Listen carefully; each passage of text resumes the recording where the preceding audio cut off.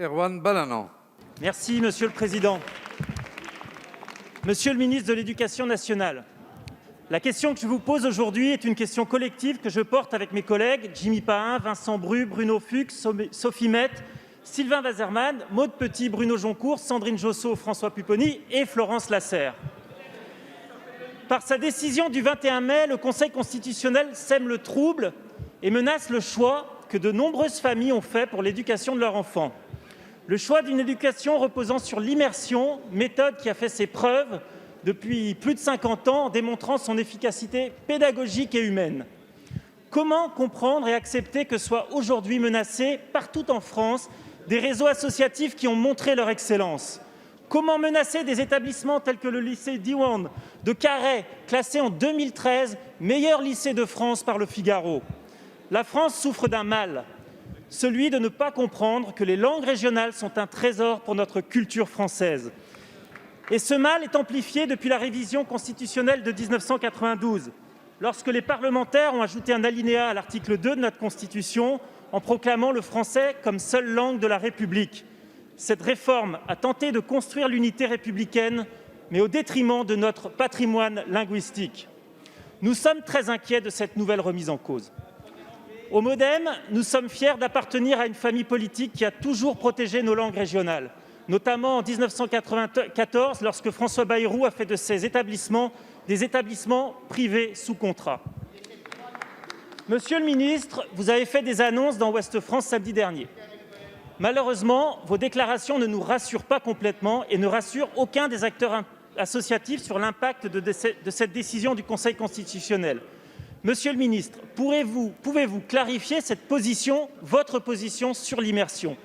Comment pouvez-vous garantir l'avenir des écoles immersives malgré la décision du Conseil constitutionnel? Merci, monsieur le député.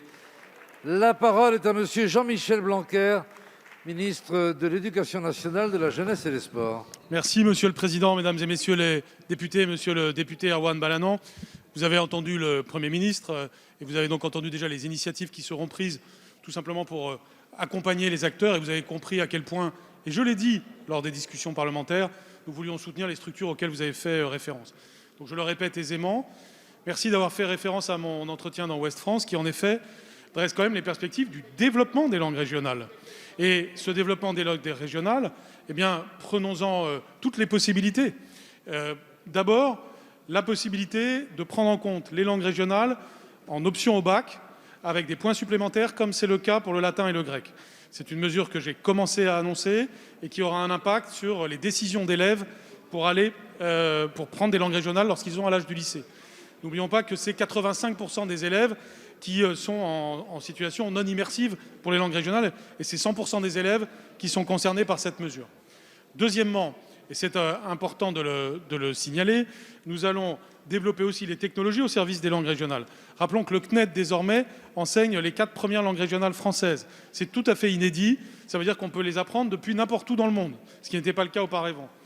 La technologie consistant à faire ce qu'on appelle le distanciel synchrone, c'est-à-dire avoir plusieurs classes en même temps avec un même professeur, nous allons la développer au profit des langues régionales dans l'ensemble du territoire, et cela permettra de développer le nombre d'élèves.